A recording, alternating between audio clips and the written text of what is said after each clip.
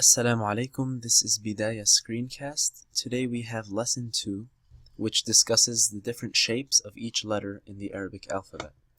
The objective of this lesson is so that the student can realize the letters look different based on their placement in the word. And with this knowledge, the student will associate all 4 forms of the letter together, and the student will not consider ba different from ba in the middle of the word. The student will realize it's all the same letter with the same accompanying sound. The way to teach this lesson is to take, for example, the first 6 or 7 rows of the page and have the student review all of these letters, reading them one at a time. And after the student reviews these 6 lines, we can cover, for example, the first column. And by covering the first column, we can tell the student to read down this column, the second column, each letter in the beginning of the word. For example, alif, ba, ta, tha. With this way, the student will master the first 6 lines, and we can continue to the second half of the page. And as always, we have the comments box at the bottom of the page, so we can take note of specifically which letters the student struggles with.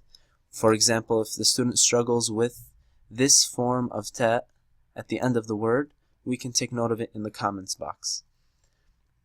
The next page has the same organization, and it continues with 15 more rows of letters. You can see each letter, for example, ha has many forms, and the student will be expected to memorize all 4 forms of ha and realize that each form of ha is the same letter, just different placement within the word.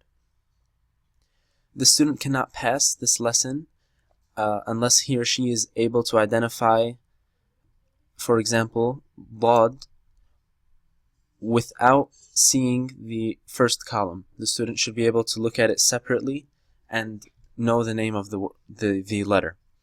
And we have the comments box at the bottom of this page so that the student can continue to lesson 3 with knowledge of all forms of the letter. As always, the student can find more practice in Bidaya flashcards and Bidaya workbook, as well as our website, and refer to the instructor's manual for more help with teaching. Jazakumullah khair. Assalamu alaikum wa rahmatullah.